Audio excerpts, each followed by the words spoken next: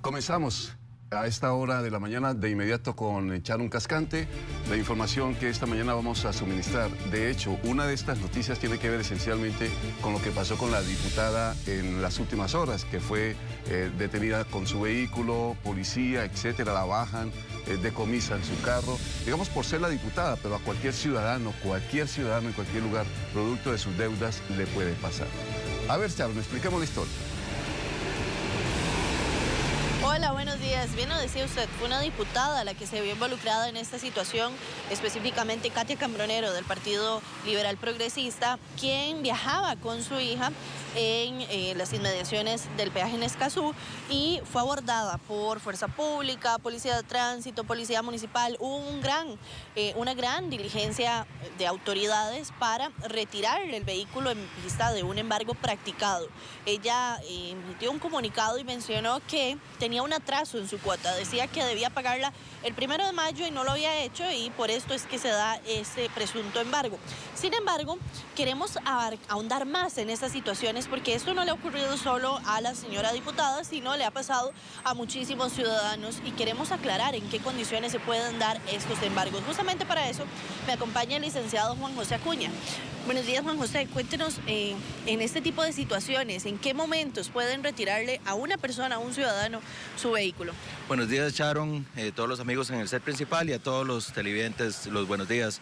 Efectivamente, confluyen una serie de cosas que afectan tristemente a las personas, especialmente a los deudores, y eso es lo que sucede, pues que a la postre se den este tipo de lamentables situaciones. En primer lugar, pues ya la ley de cobro judicial es bastante, digamos, llamémosle abusiva en contra de los deudores, pero eso también se da que las empresas que gestionan los cobros también son extremadamente abusivas, y también junto a eso se da la situación de que los contratos que normalmente ponen a firmar, la letra pequeña, la letra menuda, que normalmente se ponen a firmar a los deudores, a la hora de formalización de estos préstamos, que normalmente son prendarios cuando se habla de vehículos, son totalmente abusivos también. Inclusive cuando llega uno a sacar un vehículo nuevo de agencia, debería estar el notario público explicándole a las personas de qué se trata casualmente lo que están firmando, pero normalmente es una mala práctica que esto no se da.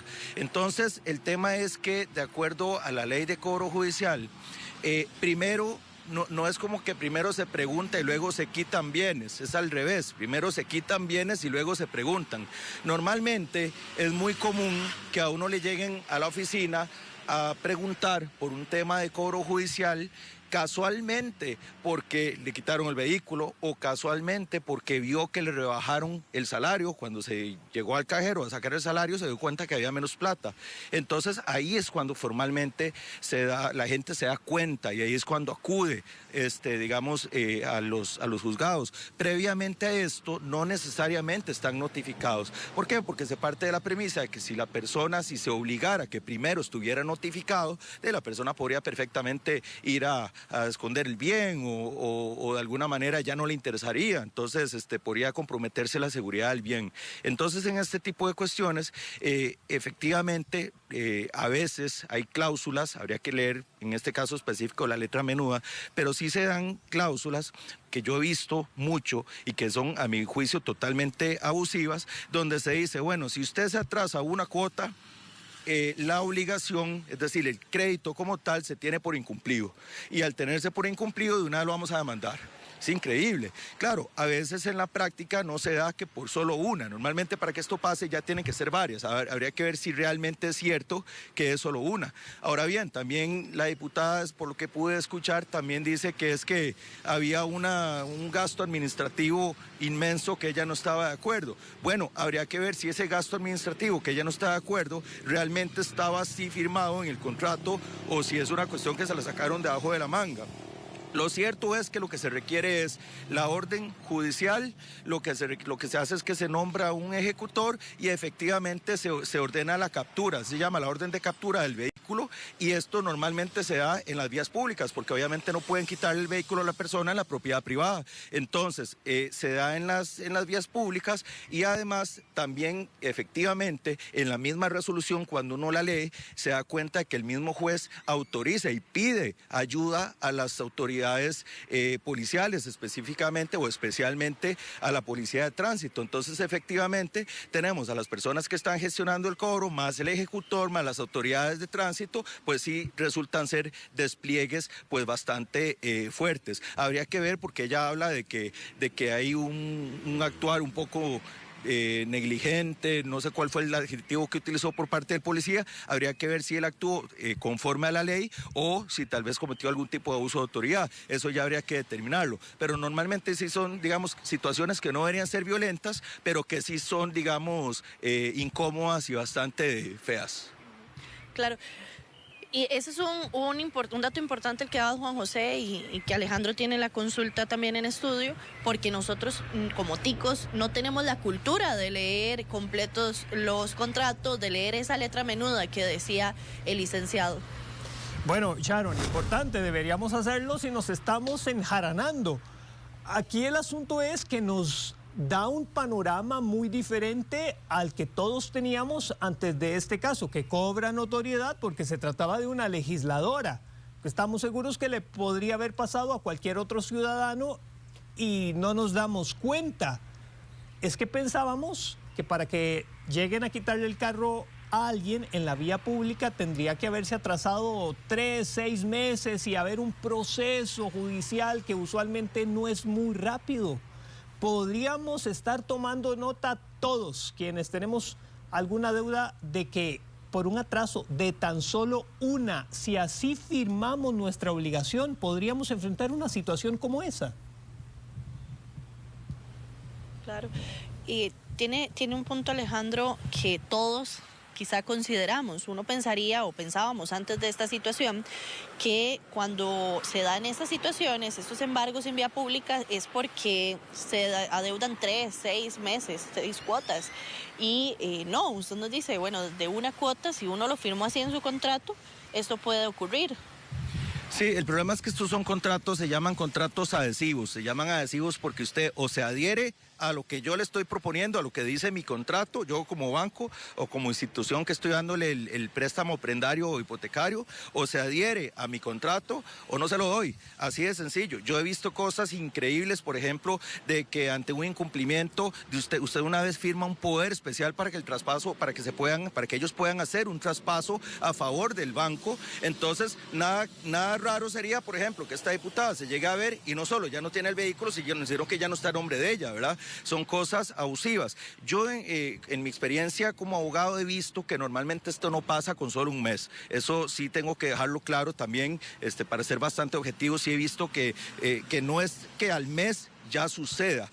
Legalmente y dependiendo de los contratos abusivos que he visto sí se podría, pero normalmente no pasa al mes. Normalmente para que esta situación pase ya tiene que ser una mora ya bastante significativa, donde ya han hecho cobros administrativos, o sea que han empezado a llamar, que han estado molestando, que ese es otro tema, ¿verdad? El tema del acoso en ese tipo de cobros. Pero digamos que yo les puedo decir por mi experiencia que ya para que se dé es porque hay bastantes cuotas atrasadas. Habría que ver si lo que la diputada dice, que es solo una, si es cierto. Si es así, habría que ver si legalmente, dependiendo de lo que firmó, si efectivamente así se permite. Pero sí, lamentablemente, muchas veces las personas no leen, pero es que no solo no leen, sino que es que aunque lean, le dicen o es así o no le damos el préstamo. Y lastimosamente uno a veces, ante la necesidad, pues tiene que firmarlo en esos términos. Claro, y ese es un buen punto también, Juan José, porque me dicen que Melissa tiene una consulta también en estudio, pero la necesidad lleva también al tico a firmar estas situaciones o estos contratos que, como bien decía el licenciado, son abusivos. Claro, Charo, en las condiciones siempre las pone la entidad bancaria y uno al final no le toca más que aceptar. Ahora, mi consulta es, pensando también en la lentitud de muchos de los procesos en nuestro país, que ya por sí sabemos, también hay un proceso, me imagino, de notificación, ¿verdad?, a la persona. Uno no es que lo van a detener y uno, pero ¿qué está pasando? No sé qué está... No, tiene que haber un proceso que te notifique que por atrasos va a entrar a un cobro judicial o se expone también al embargo del vehículo o definitivamente me atrasé hoy y mañana me están deteniendo. Bueno, el vehículo, no a la persona. Pregunta Melissa si en estos casos tiene que darse ese proceso de notificación que se da en muchos casos judiciales. Por ejemplo, si le tienen que avisar al usuario, por ejemplo, bueno, usted nos debe tanto, tratemos de arreglar, o si de buenas a primeras, hoy no pagué y mañana me están buscando para embargarme el vehículo. Normalmente, Melissa y los televidentes, normalmente hay un proceso. Normalmente ese proceso es que empiezan a llamar a lo interno de la institución acreedora, llámese banco, financiera, etcétera. Eso es lo normal. Eso no obsta para que en algún caso específico, por alguna razón específica, puedan de una vez mandarlo a un cobro judicial. Y si lo mandan a un cobro judicial, esto normalmente sería en un juzgado especializado de cobro. Podría ser o por un proceso monitorio o por un proceso de ejecución prendaria. En este caso sería prendaria porque es un vehículo, hipotecaria si fuera una propiedad. Entonces, en este tipo de situaciones, normalmente si fuera, por ejemplo, un monitorio, hay lo que se llama una resolución intimatoria, es decir, se le da un plazo para pagar, porque se parte de la base de que no hay duda de que la persona tiene un crédito. O sea, hay que partir de que estos procesos tienen la premisa de que ya hay una operación crediticia, eso nadie lo está negando. Entonces, realmente uno lo que podría hacer, y es una de las recomendaciones, es siempre guardar muy bien los comprobantes de pago, porque muchas veces se da de que le cobran doble, ¿verdad? O triple. Entonces, en esa situación, normalmente, como dije al principio, lo que se busca es primero asegurar los bienes, es decir, primero se hacen los embargos, se realizan las órdenes de captura de los vehículos y luego se notifica a la persona. Habrá quien lo haga al revés, habrá quien primero va y notifica y luego hace la captura, pero digamos en una inteligencia, una estrategia de un abogado, eso no sería lo normal, porque para el momento en que yo llego a notificar y luego a quitar el vehículo, va a costar mucho porque la persona ya no va a salir con el vehículo porque sabe que se lo andan vigilando. Entonces, normalmente lo que hacen estas personas es que primero quitan el vehículo y luego notifican, lo cual no lo impide la ley de notificaciones judiciales. Es decir, aunque es una estrategia injusta, pero es legal. Y eso es bastante preocupante también, compañeros, como lo dice Juan José. Es injusto el manejo que se le da a este tipo de casos, pero no es ilegal. Entonces, actúan de forma que uno pensaría es irregular, de forma que no le dan la posibilidad al ciudadano también de tratar de arreglar, de cumplir con esas obligaciones, y es legal. Pueden hacerlo de cualquier forma, sin darle la posibilidad de defensa, por llamarle de alguna forma, a la persona afectada. Es todo un tema de verdad para analizar, compañeros. Bueno, no hay duda, Sharon, que es todo un tema. De hecho, retomo y firmo la frase de Alejandro. Si vamos a enjaranarnos, si se va a enjaranar, lo mejor es la letra menuda. Pero es que uno no lo hace, es real, uno no lee la letra menuda.